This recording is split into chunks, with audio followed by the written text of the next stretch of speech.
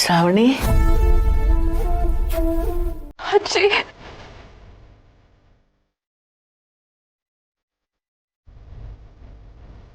ಯಾಕೋ ಏನಾಯ್ತು ಕಂದ? ಯಾಕೆ ಇಷ್ಟೊಂದು ಬೇಜಾರು ಮಾಡ್ಕೊಂಡಿದೀಯಾ? ನೋಡು, ಖುಷಿಯಾಗಿರೋ ಸಮಯದಲ್ಲಿ ಈ ಕಣ್ಣೀರ್ ಹಾಕ್ತಾರೆ ಯಾರಾದ್ರೂ?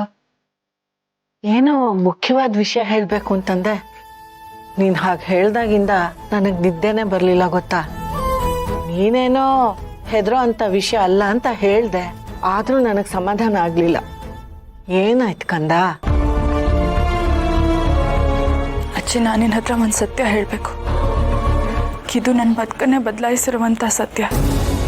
ನಾನು ಯಾರ ಹತ್ರನೂ ಹೇಳೋಕ್ಕಾಗದೆ ಮನಸ್ಸಲ್ಲೇ ಮುಚ್ಚಿಟ್ಕೊಂಡು ಕೊರಗ್ತಿರುವಂಥ ಸತ್ಯ.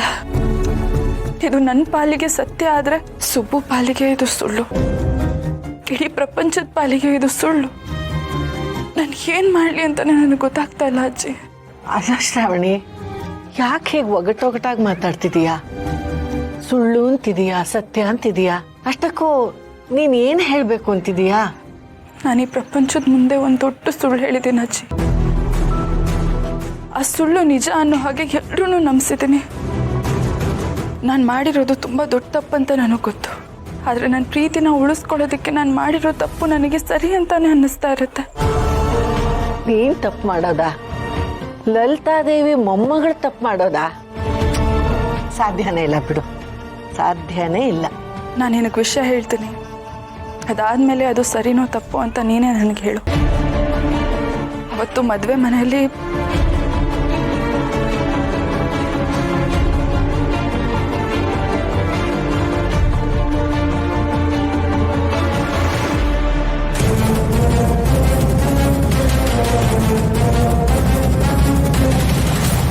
ಸುಬ್ಬು ನನ್ನ ಕುತ್ತಿಗೆಗೆ ತಾಳಿ ಕಟ್ಟಿಲ್ಲ ಅಜ್ಜಿ.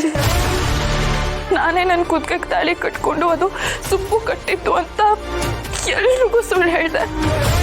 ಅದು ಎಲ್ಲರೂ ನಂಬಿದ್ರು ಕೂಡ. ನನಗೋಸ್ಕರ, ನನಗೆ ಕೊಟ್ಟಿರೋ ಮಾತುಗೋಸ್ಕರ ಸುಬ್ಬು ಕೂಡ ಈ ವಿಷಯನ ಯಾರ ಹತ್ರನೂ ಹೇಳಲಿಲ್ಲ.